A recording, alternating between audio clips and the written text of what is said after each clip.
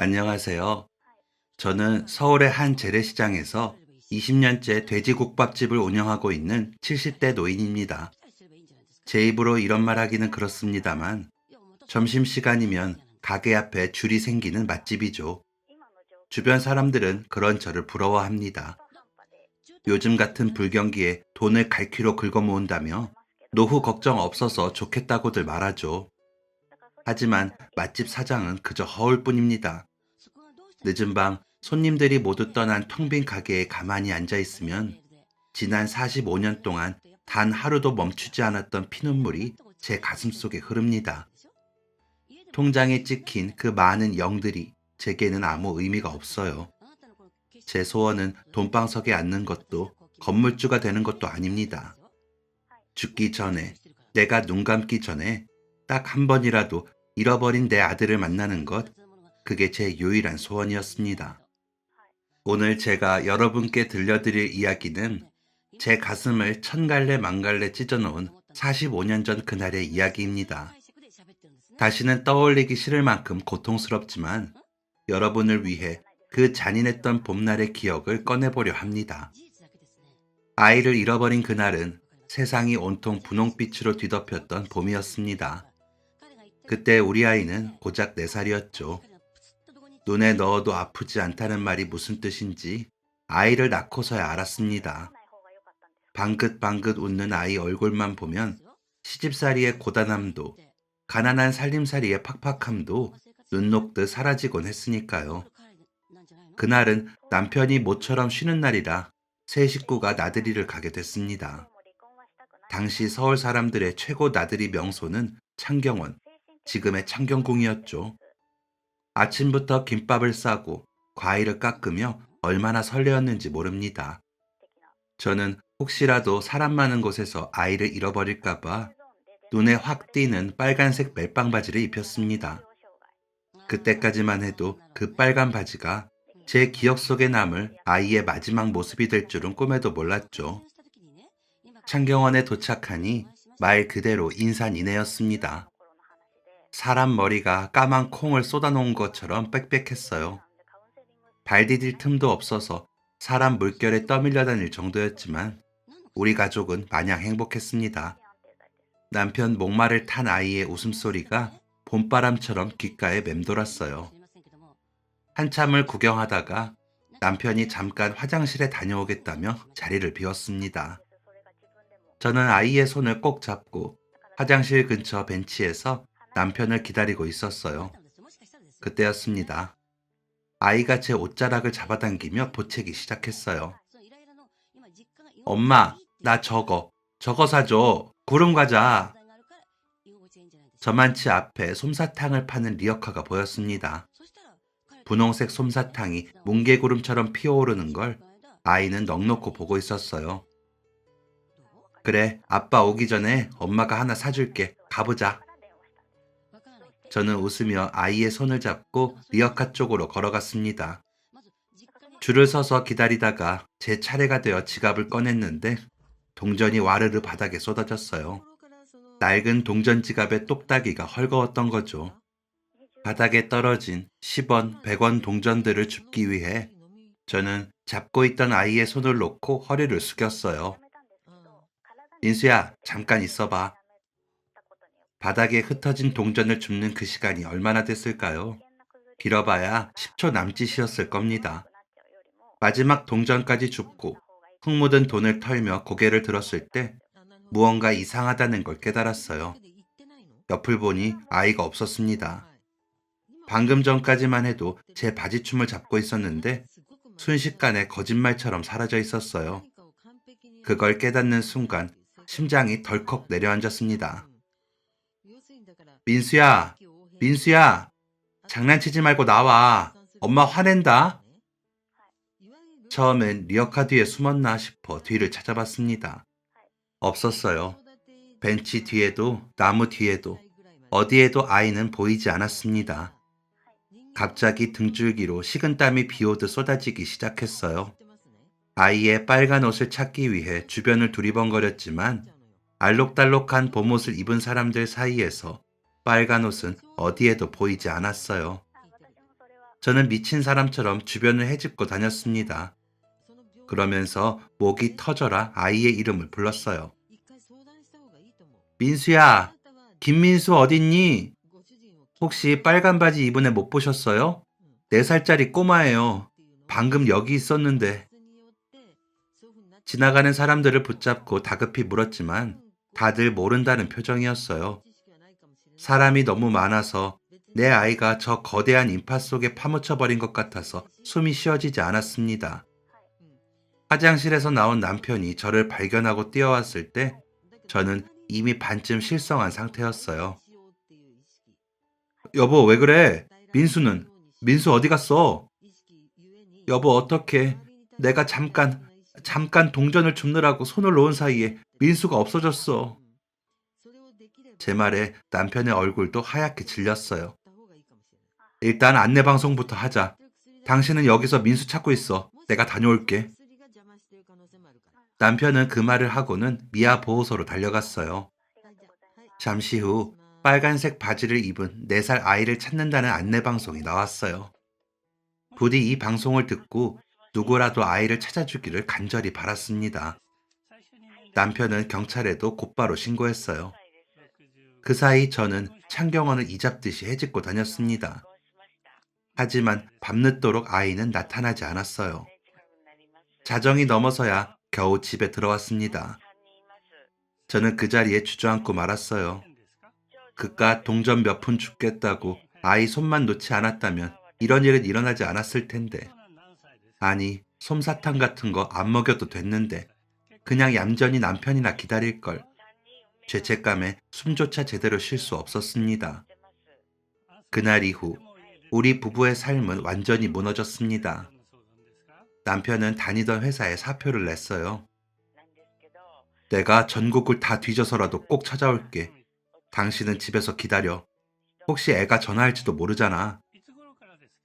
그날부터 남편은 양복 대신 허름한 점퍼 차림으로 배낭 하나를 메고 전국을 떠돌기 시작했습니다. 배낭에는 아이를 찾는 내용의 전단지가 가득 들어 있었어요. 남편은 보이는 곳마다 전단지를 붙이고 다녔습니다. 터미널, 역전, 시장 등 사람이 모이는 곳이면 어디든 달려갔죠. 어느 날은 잠든 남편의 발을 보는데 발바닥 전체가 물집이 터지고 굳은 살이 박혀서 성한 곳이 없더군요. 멀쩡하던 회사를 그만두고 길거리에서 김밥으로 끼니를 때우며 노숙자처럼 변해가는 남편의 모습을 지켜보고 있자니 가슴이 천갈래 만갈래 찢어졌습니다. 그것 역시 제 살을 도려내는 듯한 고통이었어요. 그 무렵에는 서로를 붙잡고 울기도 참 많이 울었습니다. 여보, 우리 민수 어디 추운 데서 떨고 있는 건 아니겠지? 그 말 한마디면 밥을 먹다가도 목이 메어서 숟가락을 놓곤 했습니다. 그렇게 힘든 나날 속에서도 아이를 찾겠다는 일념으로 하루하루를 버텼어요. 여보, 부산에서 전화가 왔는데 역 근처에서 민수 닮은 아이를 본 것 같대. 그런 제보 전화가 걸려오면 우리 부부는 빚을 내서라도 부산으로 달려갔습니다. 가보면 우리 아이가 아니었죠. 허탈한 마음에 서울에 올라왔다가 제보 전화 한 통이면 또다시 밤기차를 타고 지방으로 내려갔습니다. 그렇게 전국 각지를 돌다 보니 시간이 속절없이 흐르더군요. 그동안 전국에 있는 고아원이란 고아원은 다 가봤을 겁니다.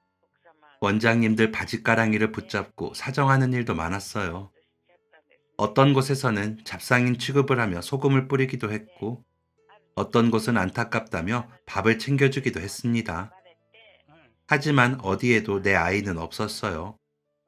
마치 세상이 우리 아이를 집어삼킨 것 같았습니다. 가진 돈은 전단지 찍는 값과 차비로 다 날리고 집안 살림은 거덜났습니다. 쌀떡은 빈지 오래였고 빚쟁이들이 찾아와 행패를 부리기도 했어요. 하지만 배고픈 건 참을 수 있어도 아이 잃은 고통은 참아지지가 않더군요. 남편은 점점 말라서 피골이 상접해졌고 저 역시 살아있는 송장이나 다름없었습니다. 그렇게 몇 년을 보내니 죽고 싶었습니다. 하루에도 수십 번 그냥 혀 깨물고 죽어서 저승 가서 내 새끼를 만날까도 생각했어요. 넋을 놓고 강가를 서성인 적도 많았습니다. 하지만 죽을 수 없었어요. 민수가 돌아오면 그땐 어쩌려고 그래? 민수가 엄마를 찾는데 당신이 없으면 어떡해? 남편 말이 맞았습니다. 아이가 기껏 우리를 찾아왔는데 엄마 아빠가 없으면 얼마나 슬퍼하겠어요. 그 말에 저는 마음을 다잡고 남편 대신 생활 전선에 뛰어들었습니다. 먹고 살려면 돈이 필요했으니까요. 별다른 재주가 없으니 근처 식당에서 주방 설거지부터 시작했습니다. 고무장갑도 없이 찬물에 손을 담그고 산더미 같은 그릇을 닦았어요. 손이 부르트고 허리가 끊어질 것처럼 아팠지만 악착같이 일했습니다. 남편이 지방으로 아이 찾으러 갈 때 차비라도 손에 쥐어줘야 했으니까요. 식당 일이 끝나면 남의 집 파출부 일도 하고 새벽에는 건물 청소도 했습니다. 그렇게 몇 년을 죽어라 일하면서 돈을 모았어요. 하지만 여러분, 사람의 진을 빼놓는 건 고된 노동이 아니라 하염없이 흐르는 야속한 세월이더군요. 아들을 찾으러 다닌 지 1년, 2년이 지날 때만 해도 우리는 희망에 차 있었습니다. 내일은 찾겠지, 다음 달엔 찾겠지 하며 버텼으니까요. 그런데 그 희망 고문이 5년이 되고 10년이 넘어가니 사람이 서서히 말라 비틀어지더군요. 강산이 한번 변한다는 10년이 훌쩍 지났을 때였습니다.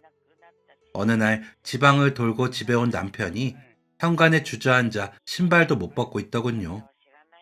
다가가서 보니 발바닥이 갈라지고 터져서 양말이 피범벅이 되어 있었습니다.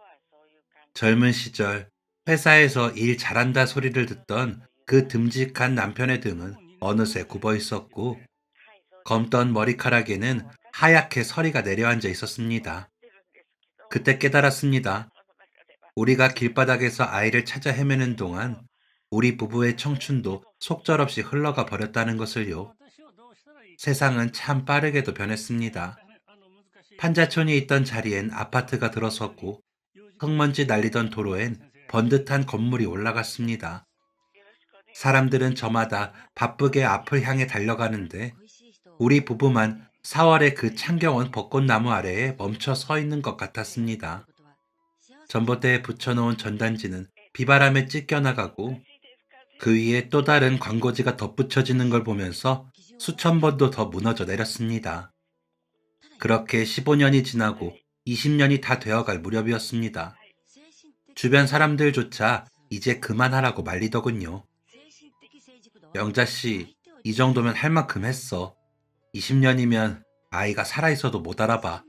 이제 산 사람은 살아야지. 하지만 포기가 안 됐어요. 남들은 미련이라 손가락질해도 부모 마음은 그게 아니잖아요. 다만 현실적인 한계가 찾아왔습니다. 남편도 저도 이제 나이가 들어 예전처럼 무작정 전국을 떠돌 체력이 없어진 겁니다. 이대로는 안 되겠어. 우리가 지쳐 쓰러지면 민수가 돌아올 곳이 없어지잖아. 아이가 언제든 찾아올 수 있게 한자리에 뿌리를 박고 기다리자. 그때부터 우리는 찾아다니는 방식에서 기다리는 방식으로 바꾸기로 했습니다. 그러려면 사람들이 많이 오가는 곳에 자리를 잡고 우리가 여기 있다는 걸 알려야 했어요. 돈을 모으기 위해 했던 막노동과 파출부 일을 정리하고 부부가 먹고 살면서 아들도 기다릴 수 있는 작은 가게 하나를 마련하기로 결심한 건 바로 그때였습니다. 마침 그 무렵 좋은 기회가 찾아왔어요. 알고 지내던 식당 사장님이 건강이 안 좋아지면서 가게를 내놓았는데 저보고 맡아서 해보지 않겠냐고 권한 겁니다.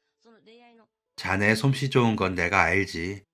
혼자 자박자박 운영하기에는 가게 규모도 적당하고 새도 괜찮아. 권리금은 안 받을 테니까 한번 해봐. 그 말에 용기를 냈습니다. 그렇게 시장통 귀퉁이, 허름한 가게 하나를 인수해서 국밥집을 차리게 되었어요.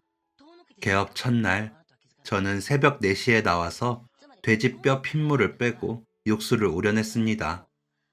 주변에 개업덕을 돌리고 이른 아침에 고사까지 지냈어요. 하지만 구석진 시장 골목까지 손님이 찾아올까 걱정도 됐습니다. 점심때가 조금 지났을 무렵 드디어 가게 미닫이 문이 열렸어요. 제 가게를 찾아준 대망의 첫 손님은 시장에서 일하는 상인도 장을 보러 온 아주머니도 아니었습니다. 허름한 작업복에 흙먼지를 잔뜩 뒤집어 쓴 앳된 청년이었어요. 안전화를 신은 채 쭈뼛거리며 들어온 청년의 얼굴은 햇볕에 그을려 까무잡잡했습니다. 저기 국밥 한 그릇 되나요? 자리에 앉아 메뉴판을 힐끔거리는 그 눈빛이 어찌나 간절해 보이던지요. 젊은 나이에 저 거친 공사판에서 먼지를 마셔가며 일하는구나 싶어 괜히 가슴 한구석이 짠했습니다. 저는 주방으로 들어가서 뚝배기를 꺼냈어요. 그리고 저도 모르게 중얼거렸습니다. 저 나이면 돌도 씹어먹을 나이인데 얼마나 배고플까? 그래, 내 가게에 온 첫 손님인데 아낌없이 주자. 그렇게 마음먹고 뚝배기 위로 수육을 꾹꾹 눌러 담았습니다. 뽀얀 국물도 넘치도록 부었어요. 쟁반에 깍두기와 김치를 넉넉히 담아내어 가니 청년의 눈이 휘둥그레지더군요. 총각, 개업 첫 손님이라 내가 특별히 많이 담았어. 모자라면 밥은 공짜니까 눈치 보지 말고 더 달라고 해. 아, 감사합니다. 정말 감사합니다, 사장님. 청년은 뚝배기에 코를 박고 허겁지겁 밥을 먹기 시작했습니다. 며칠은 굶은 사람처럼 국물을 들이켰고 고기를 씹어 넘기는 그 모습이 묘하게도 제 마음을 울렸어요. 잃어버린 우리 아이도 지금 딱 저만한 나이일 텐데 부디 내 아이도 어디선가 저렇게 따뜻한 밥 한 끼 배불리 먹고 있었으면 좋겠다. 그런 기도를 하며 청년의 빈 물잔을 채워주었습니다. 청년은 바닥까지 싹 비운 뚝배기를 내려놓으며 해맑게 웃었습니다. 사장님, 제가 먹어본 국밥 중에 제일 맛있어요. 진짜 최고예요. 그 한마디가 제게는 천금 같은 응원이었습니다. 빈 그릇을 치우면서 생각했죠. 이대로 손님이 없으면 어쩌나 걱정했는데 저 청년 밥 한 끼 배불리 먹인 것만으로도 오늘 장사는 성공했다고 말이죠. 그런데 참 신기한 인연이죠. 다음날 점심때 가게 문이 요란하게 열리더니 그 청년이 또 들어오는 겁니다. 이번엔 혼자가 아니었습니다. 작업복을 입은 동료들과 친구들 서너 명을 줄줄이 데리고 온 겁니다. 야, 여기야. 내가 말했지? 고기 진짜 많이 주신다고. 사장님, 저 또 왔어요. 친구들 데려왔습니다. 어제 본 그 얼굴이 어찌나 반갑던지 저도 모르게 버선발로 뛰어나갈 뻔했습니다. 아이고, 어서 와요. 친구들까지 데려왔네. 잘했어, 잘했어. 오늘도 내가 고기 많이 줄게. 저는 어제보다 더 듬뿍 고기를 썰어 넣었습니다. 좁은 가게가 청년들의 웃음소리와 숟가락 딸그락거리는 소리로 꽉 차니 그제야 장사하는 곳 같더군요. 그들은 땀을 뻘뻘 흘리며 국밥을 비웠고 나갈 때는 어머니 잘 먹었습니다 하며 씩씩하게 인사했습니다. 그 어머니라는 말이 가슴에 콕 박혀서 저는 그 청년들이 골목을 빠져나갈 때까지 앞치마에 손을 닦으며 바라보았습니다. 그런데 그 청년이 그야말로 우리 가게의 복덩이였어요. 그 뒤로도 여러 지인을 데리고 우리 가게에 방문했는데 그중 잡지사 기자가 한 명 있었나 봅니다. 국밥을 먹어보더니 국물 맛이 예사롭지 않다면서 명함을 내밀더군요. 사장님, 여기 국물이 진짜 진국이네요. 잡지 맛집 코너에 조그맣게 소개하고 싶은데 괜찮으시겠어요? 그렇게 우연히 실린 기사 하나가 대박을 터뜨렸습니다. 시장통 골목의 숨은 인심, 고기 반 국물 반이라는 제목으로 소개가 나가자 거짓말처럼 사람들이 몰려들기 시작했어요. 목이 좋지 않아서 장사하기가 쉽지 않을 거라는 주변의 우려가 무색하게 점심시간이면 골목 밖까지 줄을 서는 진풍경이 벌어졌죠. 멀리 지방에서도 맛을 보러 올 정도였습니다. 몰려드는 손님을 상대하느라 정신없이 육수를 퍼담고 설거지를 하면서도 저는 늘 문 쪽을 힐끔거렸어요. 이 모든 행운을 가져다준 청년이 언제 오려나 기대하면서 말입니다. 청년은 가게가 유명해진 뒤에도 변함없이 찾아왔습니다. 비가 오나 눈이 오나 한 달에 한두 번은 꼭 들러서 저에게 안부를 물었어요. 그러다 보니 저도 청년을 아들처럼 살갑게 대하게 됐죠. 한 번은 청년이 겨울 외투를 입고 왔는데 소매 단추가 달랑거리고 있었어요. 혼자 사는 총각이라 꿰매 입을 생각도 못하고 그냥 다니는 게 짠해서 제가 불러 세웠습니다. 총각, 이리 와봐. 옷이 그게 뭐야? 복 나간다. 저는 가게에 있던 반지꼬리를 꺼내 단추를 단단히 달아주었습니다. 바느질하는 제 정수리 위로 청년의 숨소리가 들리는데 기분이 참 묘하더군요. 마치 어릴 적 내 아들 옷을 기워주는 것처럼 마음이 편안하고 따뜻했습니다. 사장님, 꼭 우리 엄마 같아요. 따뜻해요. 청년이 쑥스러운 듯 던진 그 말 한마디에 저는 그날 밤 집에 가서 남몰래 눈물을 훔쳤습니다. 내 아들도 어디선가 따뜻한 손길을 받고 있어야 할 텐데 그런 생각이 들었거든요. 그렇게 저는 청년을 보면서 종종 잃어버린 아들을 떠올렸습니다. 청년은 반듯하고 성실하게 살았어요. 처음 가게에 올 때는 흑투성이 작업복을 입고 오더니 시간이 흐르면서 점차 번듯한 옷을 입고 나타나기 시작했죠. 공사장의 현장 막내였던 그가 기술을 배우고 자리를 잡아가는 과정을 저는 국밥을 말아주며 지켜보았습니다. 어느 날은 수줍은 얼굴로 예쁜 아가씨를 데리고 오더군요. 사장님, 제 여자친구예요. 인사드려. 어머나 세상에, 이렇게 참한 아가씨를 어디서 만났어? 우리 총각이 복이 많네. 아가씨, 우리 총각 잘 부탁해요. 내가 보증하는 진국 같은 사람이야. 마치 친아들이 며느리감을 데려온 것처럼 제 가슴이 벅차올랐습니다. 그날은 돈도 받지 않고 수육 한 접시를 서비스로 내주었어요.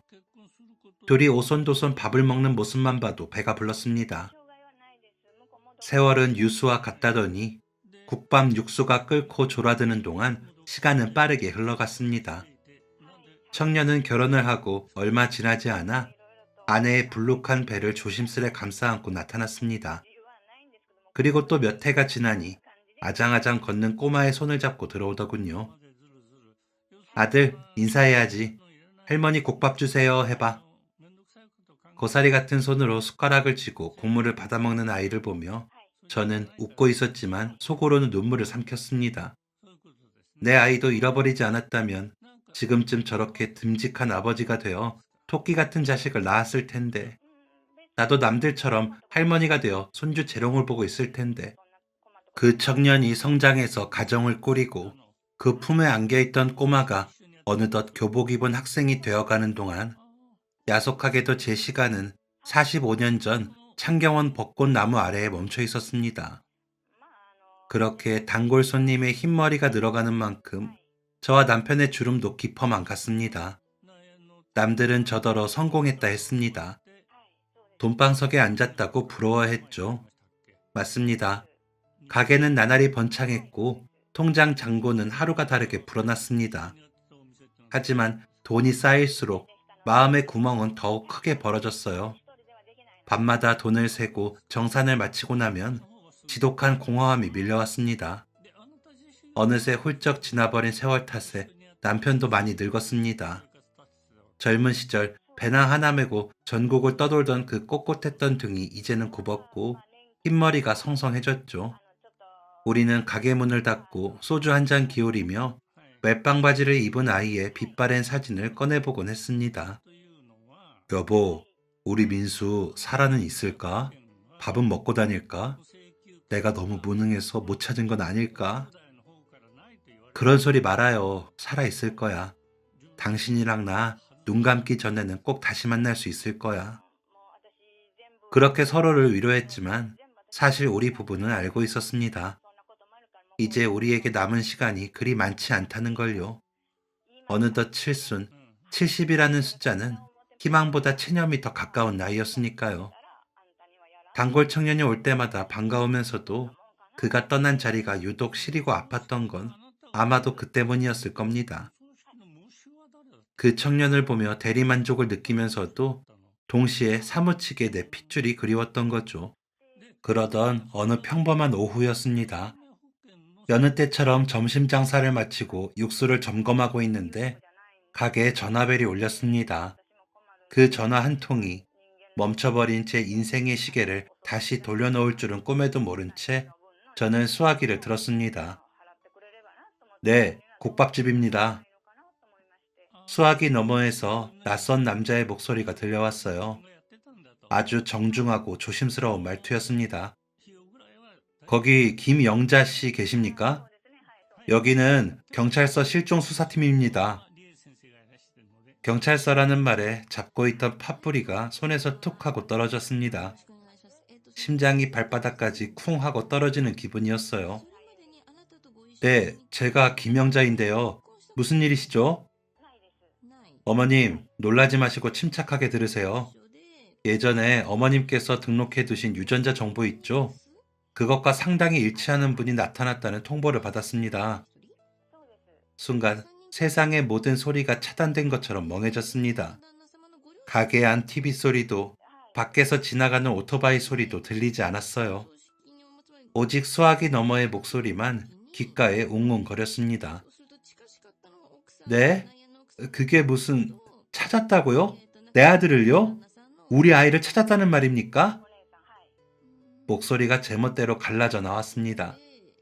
다리에 힘이 풀려 주저앉을 뻔한 걸 겨우 식탁을 잡고 버텼어요. 일단 1차 데이터 검색 결과에서 친자 관계 가능성이 매우 높다고 나왔습니다. 하지만 오류가 있을 수도 있어서요. 정확한 확인을 위해 2차 정밀 검사를 해야 합니다. 번거로우시겠지만 경찰서로 오셔서 다시 한번 채취를 해주셔야겠습니다. 그 길로 저는 직원에게 잠시 가게를 맡기고 택시를 잡아탔습니다. 창밖 풍경이 휙휙 지나가는데 제 눈에는 아무것도 들어오지 않았어요. 오직 45년 전 내 손을 놓고 사라진 아이의 얼굴만 눈에 어른거렸습니다. 경찰서에 도착해서 담당 형사님을 만났습니다. 형사님은 흥분한 저를 진정시키며 절차를 설명해 주셨어요. 그 후 떨리는 손으로 입안을 문질러 다시 유전자 채취를 했습니다. 형사님, 언제쯤 알 수 있나요? 오늘 바로 나오나요? 저 밖에서 기다릴 수 있습니다. 어머님, 정밀 분석이라 시간이 좀 걸립니다. 보통 2주에서 한 달 정도 생각하셔야 해요. 결과 나오면 제일 먼저 연락드릴 테니 댁에 가서 마음 편히 기다리고 계세요. 한 달. 그 한 달이 제 70년 인생보다 더 길고 가혹한 시간이었습니다. 가게에 나와 국밥을 말아도 정신은 딴 데가 있고 손님이 부르는 소리도 못 듣기 일쑤였어요. 밤에는 잠 한숨 못 자고 핸드폰만 쳐다봤습니다. 전화벨이 울릴 때마다 심장이 터질 것 같았죠. 스팸 전화라는 걸 알면 맥이 탁 풀려서 그 자리에 주저앉곤 했습니다. 남편 역시 하루 종일 핸드폰만 붙들고 있었어요. 혹시라도 제가 전화를 못 받으면 남편 번호로 연락이 오도록 조치를 해놨기 때문이죠. 우리 부부는 밥상머리에 앉아서도 밥을 넘기지 못하고 서로의 얼굴만 바라봤습니다. 그리고 정확히 3주가 지난 어느 날 다시 경찰서에서 연락이 왔어요. 어머님 축하드립니다. 국과수 정밀 감정 결과 친자 관계가 99.9% 성립한다는 최종 통보를 받았습니다. 찾으시던 아드님이 맞습니다. 아이고 세상에. 여보, 맞대. 우리 아이가 맞대. 핸드폰을 든 채 저는 그 자리에 주저앉아 통곡했습니다. 살아있었구나. 내 새끼가 살아있었어. 남편이 달려와 저를 부둥켜 안고 어린애처럼 엉엉 울었어요. 45년의 한이, 그 죄책감이, 그리움이 눈물로 터져 나왔습니다. 경찰을 통해 상대방과 만날 날짜와 장소를 조율했습니다. 바로 내일이라도 달려가고 싶었지만 상대방도 마음의 준비가 필요하고 경찰서 내에 상봉실 일정도 맞춰야 했어요. 그렇게 약속된 날짜는 일주일 뒤였습니다. 우리는 달력에 빨간 동그라미를 쳐놓고 하루하루 날짜를 지워가며 그날만을 기다렸습니다. 그리고 드디어 약속한 날이 밝았어요. 새벽 3시부터 눈이 번쩍 떠졌습니다. 도저히 다시 잠들 수가 없었어요.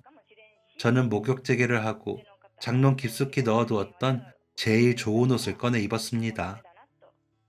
너무 늙어버려서 못 알아보면 어쩌지? 고생을 많이 한 얼굴인데 우리 아들이 실망하면 어쩌지? 거울을 보고 그렇게 중얼거리며 몇 번이나 매무새를 고쳤습니다.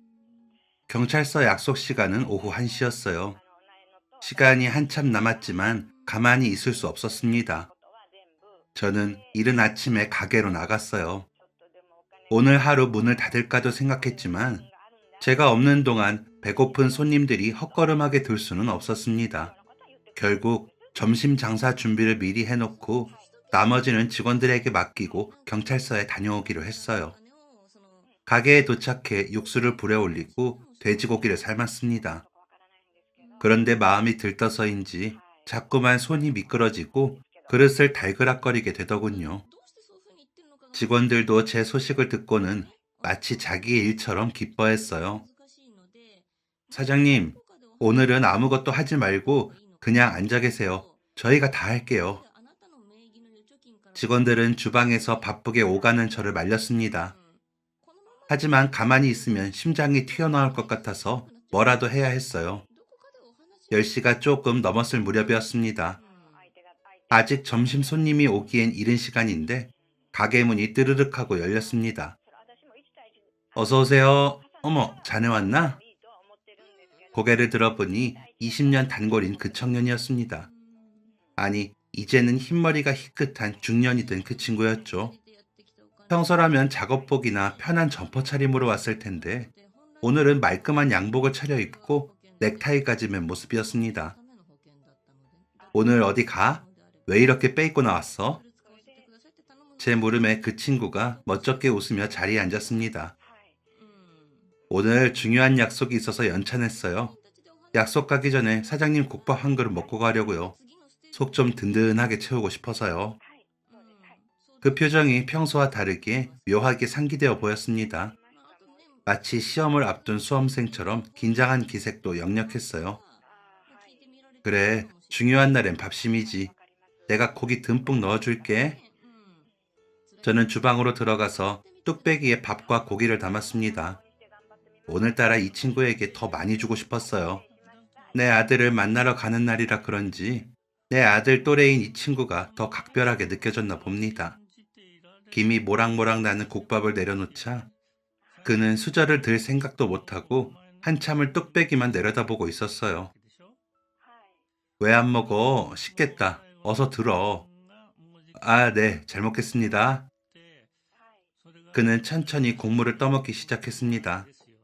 저는 그 모습을 흐뭇하게 보다가 다시 주방 한편에 앉아 콩나물을 다듬기 시작했어요. 옆에는 우리 가게에서 가장 오래된 직원이 앉아서 거들고 있었습니다. 마음이 진정되지 않아 자꾸만 말이 많아졌어요. 오늘 입은 이 옷 어때? 너무 촌스럽진 않지? 우리 아들이 나보고 실망하면 안 되는데. 아이고, 사장님, 고와요, 고와. 아드님이 보시면 우리 엄마 미인이네 하고 깜짝 놀랄 거예요. 걱정하지 마세요.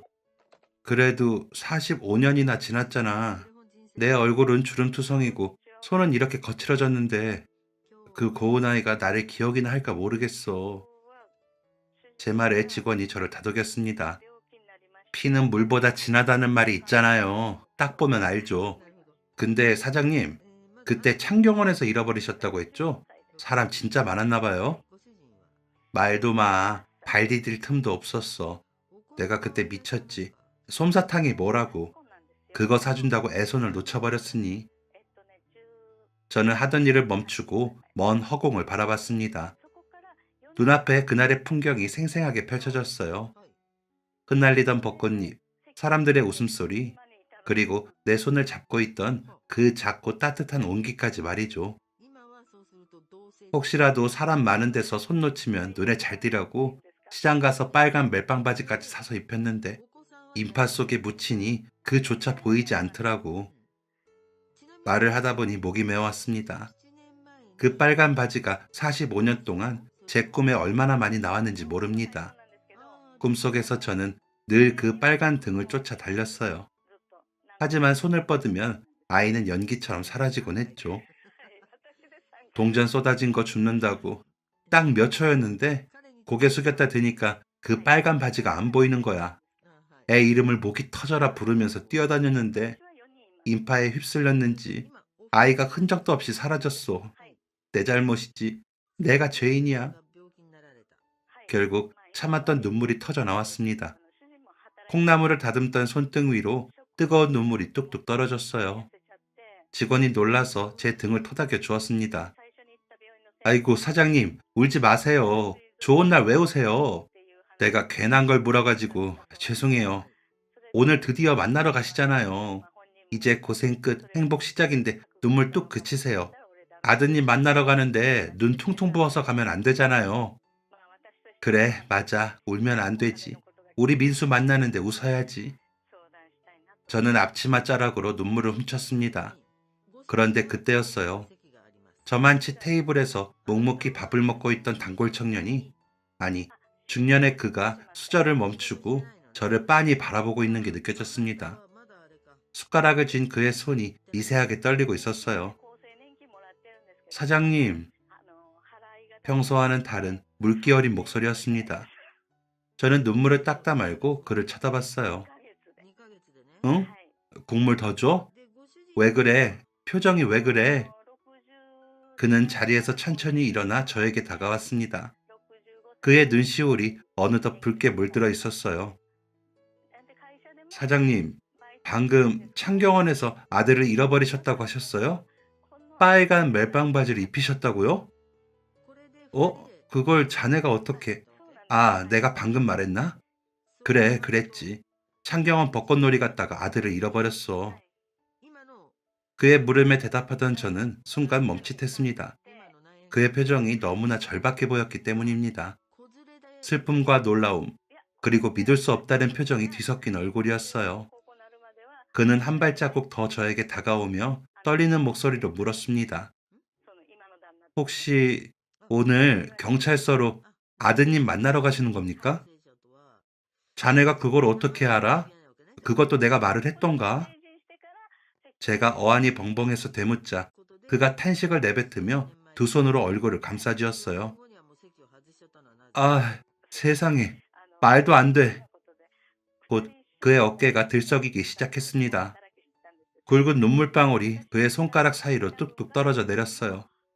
영문을 모르는 저는 당황해서 자리에서 뻘떡 일어났습니다. 아니, 왜 그래? 무슨 일이야? 어디 아파? 그는 젖은 눈으로 저를 올려다보았습니다. 그리고 주머니에서 무언가를 꺼내려다 말고 한참을 흐느꼈어요. 그러다 겨우 입을 열었습니다. 사장님, 저도 45년 전에 창경원에서 부모님을 잃어버렸어요. 그리고 오늘 유전자가 일치하는 분이 나왔다고 해서 경찰서로 가는 길입니다. 그 말을 듣는 순간 제 머릿속에서 번개가 치는 것 같았습니다. 숨을 쉴 수가 없었어요. 45년 전 창경원, 잃어버린 아이, 오늘 잡힌 약속, 그리고 눈앞에 있는 단골 손님. 모든 퍼즐 조각이 머릿속에서 하나로 맞춰지는데 도저히 믿기지가 않았습니다. 뭐? 뭐라고? 자네가 오늘 경찰서를 간다고? 제 입에서 나온 소리는 말이 아니라 비명에 가까웠습니다. 그 순간 가게 안의 공기가 일순간 멈춰버린 것 같았어요.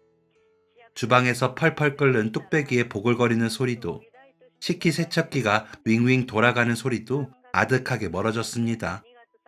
세상의 모든 소음이 차단되고 오직 제 눈앞에 서 있는 이 남자, 20년 동안 내 가게에 드나들며 어머니 어머니 하고 살갑게 굴던 이 남자의 거친 숨소리만 귓가에 웅웅거렸어요.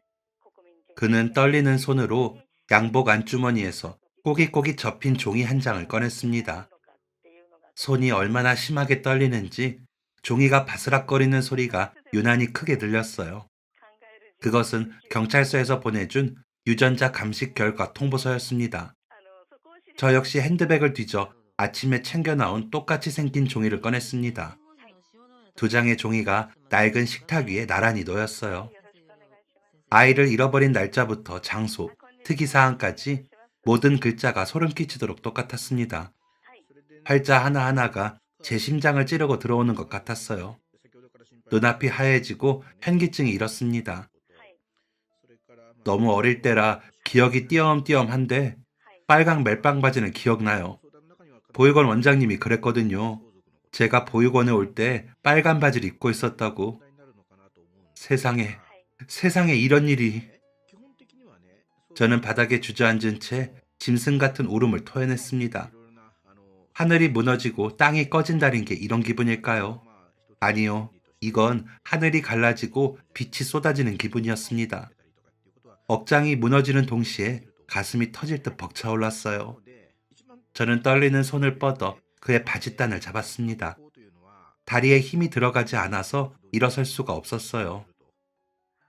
민수야, 네가 민수니? 네가 내 아들 민수야? 내 새끼가 맞아? 어머니, 그는 제 앞에 무릎을 꿇고 저를 와락 끌어안았습니다. 시은이 다 된 중년의 남자가 어린아이처럼 제 품에 얼굴을 묻고 엉엉 울기 시작했어요. 그 넓은 등, 희끗희끗해진 머리카락, 고된 세월에 거칠어진 손마디가 눈에 들어오자 저 역시 울컥했습니다. 20년 동안이나 내 눈앞에 있었는데 하루가 멀다 하고 국밥을 말아주고 깍두기를 썰어준 그 단골 손님이 내가 평생을 찾아 헤매던 내 핏줄이었다니요. 내가 눈뜬 장님이다. 내 새끼를 코앞에 두고도 못 알아보다니. 세상 천지 어디서 굶고 다니진 않나 걱정하고 있었으니. 아이고 민수야, 민수야, 이 못난 애미를 용서해라. 널 못 알아본 이 죄를 어찌할꼬. 저는 아들의 얼굴을 두 손으로 감싸쥐고 어루만졌습니다. 눈물 때문에 시야가 뿌해서 자꾸만 옷소매로 눈을 닦았어요. 보고 또 봐도 믿기지가 않았습니다. 다행히 아들의 두 뺨은 따뜻했어요. 꿈이 아니었습니다. 혹시나 하는 마음에 떨리는 손으로 아들의 오른쪽 귀 뒤를 확인해 보니 제가 기억하는 그 작은 점이 또렷이 있었습니다. 맞네, 맞아. 우리 민수 맞네. 점이 있네. 어안이 벙벙하여 그 광경을 지켜보기만 하던 직원들도 어느새 눈시울을 붉히고 있었어요. 우리는 한참을 가게 바닥에 앉아 서로를 부둥켜 안고 울었습니다. 진정이 조금 되었을 때 아들은 퉁퉁 부은 눈으로 그간의 세월을 털어놓았어요. 왜 우리가 그렇게 전국을 뒤졌는데도 엇갈릴 수밖에 없었는지 그 기막힌 사연을 말이죠. 그날 솜사탕 구경하다가 엄마가 안 보여서 막 울면서 돌아다녔어요. 그러다 경찰 아저씨 손에 이끌려갔는데 제가 너무 충격을 받아서인지 며칠 동안 말을 한마디도 못했대요. 이름이 뭐냐고, 집이 어디냐고 물어도 겁에 질려서 입을 꾹 다물고 있었나 봐요. 4살, 그 어린 것이 낯선 사람들 틈에서 얼마나 무서웠으면 입을 닫아버렸을까요? 서울의 보육원들은 이미 다 차서 자리가 없었다고 해요. 연고지가 확인되지 않은 아이들은 지방의 시설로 이송되던 시절이었습니다.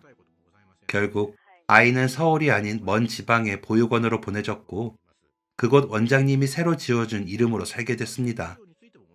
우리가 김민수를 찾아 서울바닥을 헤매고 부산을 갈 때 아이는 전혀 다른 이름으로 전혀 다른 지역에서 살고 있었던 겁니다. 그래서 못 찾았구나. 우리는 네가 이름이라도 말할 줄 알았는데 그 어린 게 얼마나 무서웠으면. 보육원에서 자라면서 늘 생각했어요. 부모님이 날 버린 거라고요. 다들 그렇게 말했거든요. 예쁜 옷 입혀서 사람 많은데 데리고 가 버린 거라고. 그래서 원망도 많이 했어요. 시설 나오고 나서는 먹고 사는 게 너무 바빠서 부모님 찾을 생각을 못 했고요. 이름도 모르고 얼굴도 기억 안 나는데 어떻게 찾나 싶어서 포기하고 살았죠. 아들의 고백에 제 가슴이 미어지는 것 같았습니다. 공사판을 전전하며 흙먼지밥을 먹던 그 시절, 부모 없는 서러움을 삼키며 홀로 견뎠을 시간을 생각하니 억장이 무너졌어요. 부모에게 버림받았다는 오해를 안고 살았을 그 외로운 밤들을 제가 어떻게 보상할 수 있을까요? 그런데요, 어머니, 제가 이 가게 처음 온 날 기억나세요? 배고파서 쭈뼛거리며 들어왔는데 어머니가 고기를 산더미처럼 쌓아주셨잖아요. 그때 울컥했어요. 처음으로 정이라는 걸 느꼈거든요. 그래서 자꾸 오게 됐어요. 여기만 오면 마음이 따뜻해져서요. 어머니가 끓여주신 그 국밥 한 그릇이 저한테는 유일한 위로가 됐어요. 그랬구나. 그래서 내가 자꾸 네 밥그릇에 고기 한 점이라도 더 얹어주고 싶었나 보다. 피는 못 속인다고 내 속으로 낳은 자식이라 그렇게 마음이 갔나 보다. 아들은 감정을 추스르고 다시 말을 이어갔어요. 그러다 며칠 전에 TV에서 실종 가족 찾는 방송을 봤어요. 유전자 등록 시스템이 있는 것도 그때 처음 알았죠. 버려졌다고는 하지만 지금쯤은 나를 찾고 계시지 않을까? 그런 고민을 하다가 최근에야 유전자 등록을 했어요. 그런데 설마 이렇게 가까이 계실 줄은 꿈에도 몰랐어요. 아들은 제 손을 꼭 잡고 다시 한번 눈물을 흘렸습니다. 그때 가게 문이 쾅 하고 열리면서 남편이 뛰어들어왔어요. 직원의 전화를 받고 신발도 짝짝이로 신고 달려온 겁니다. 머리는 헝클어지고 숨은 턱까지 차오른 모습이었어요. 여보, 찾았어? 어디 있어? 우리 민수 어디 있어? 땀 범벅이 된 남편이 헐떡이며 들어오자 아들이 자리에서 벌떡 일어났습니다. 아버지, 남편은 아들을 보자마자 그대로 굳어버렸습니다. 20년 동안 봐왔던 그 청년이, 우리가 성실하고 참하다고 칭찬했던 그 단골이, 남편의 시선이 아들의 얼굴에서 거친 손으로 그리고 다시 눈으로 옮겨갔습니다. 남편의 입술이 파르르 떨렸어요. 자네가, 자네가 민수라고? 세상에 이럴 수는 없다. 이럴 수는 없어. 남편은 아들을 와락 끌어안고는 짐승처럼 울부짖었습니다. 그동안 강한 척 버텨왔던 남편도 아들의 품 안에서는 속절없이 무너져 내렸어요. 미안하다. 미안하다 민수야. 아비가 못나서 널 지키지 못해서 이 긴 세월 고생만 시키고 내가 죄인이다. 내가 죄인이야. 아니에요 아버지. 저 이렇게 잘 컸잖아요. 아버지 닮아서 손도 크고 튼튼해요. 보고 싶었어요 아버지. 정말 보고 싶었어요. 세 사람이 엉겨붙어 흘린 눈물이 국밥집 바닥을 적셨습니다. 45년의 한이, 20년의 엇갈림이 그 뜨거운 포옹 한 번으로 녹아내렸어요. 직원들도 이른 시간이라 몇 안 되는 손님들도 모두 일어나 박수를 치며 함께 눈시울을 붉혔습니다. 우리는 서로의 손을 꼭 잡고 경찰서로 향했습니다. 택시를 타고 가는 내내 저는 아들의 왼손을, 남편은 아들의 오른손을 놓지 않았습니다. 혹시라도 손을 놓으면 이 모든 게 꿈처럼 사라질까봐 겁이 났기 때문이죠. 아들의 손은 거칠고 투박했지만 따뜻하고 단단했습니다. 저희는 경찰서로 가는 택시 안에서도 도란도란 밀린 이야기를 나눴어요. 어머니, 기억나세요? 설날이나 추석 때 다른 식당들은 다 문을 닫아도 어머니 가게는 문을 여셨잖아요. 사실 저는 그게 너무 고마웠어요.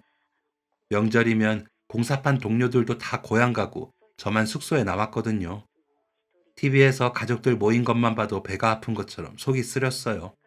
갈 곳은 여기뿐이었죠. 그래, 기억나지. 남들은 명절에 쉰다고 해도 나는 가게 문을 열었어. 아들 잃어버린 엄마가 쉴 자격이 어디 있다고. 명절에는 손님이 많지 않았어요. 그래서 설에는 떡국을, 추석에는 송편을 만들어뒀다가 오는 손님들에게 나눠주곤 했습니다. 그런데 그렇게 챙겨준 이들 중에 우리 아들이 있었던 겁니다. 신이 서로를 앞에 두고도 못 알아보는 우리 모자가 딱해서 그렇게라도 밥정을 나누고 살게 한 모양이에요. 그 사이 어느새 택시는 경찰서 앞에 도착해 있었습니다. 경찰서 문을 열고 들어가자 담당 형사님이 깜짝 놀라 일어났어요. 보통은 서먹서먹하게 들어와서 이분이 맞나요? 하고 묻는데 우리는 이미 눈물 범벅이 된 채 손을 잡고 들어갔으니까요. 아니, 세 분이 벌써 만나신 겁니까? 어떻게... 형사님, 오늘 만나기로 한 우리 아들이 우리 가게 20년 단골이었어요. 세상에 이런 일이 어디 있습니까? 제 말에 경찰서가 발칵 뒤집혔습니다. 형사님들도 다른 민원인들도 기적 같은 사연에 입을 다물지 못했어요.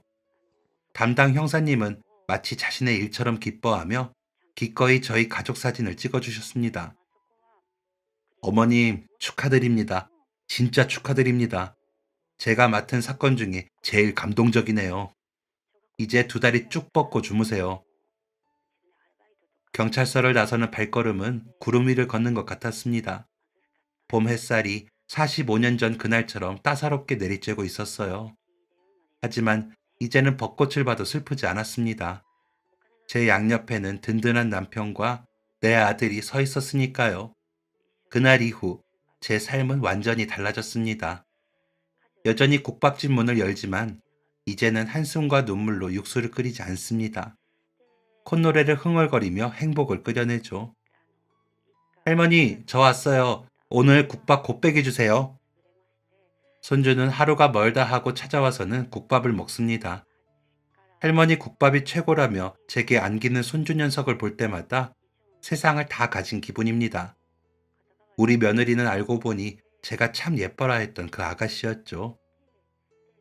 어머님, 이제 무거운 건 저한테 맡기시고 좀 쉬세요. 제가 어머님 솜씨 반이라도 따라가야 할 텐데 말이죠.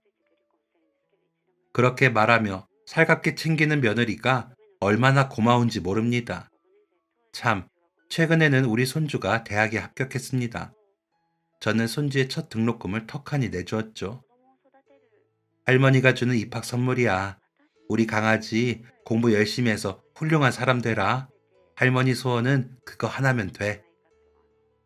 아들과 며느리가 울먹이며 고맙다고 하는데 제가 더 고마웠습니다. 이 돈을 쓸 곳이 있어서 내 핏줄에게 내어줄 수 있어서 얼마나 다행인지 모릅니다. 만약 못 찾았다면 이 돈은 그저 차가운 종이 조각에 불과했을 테니까요.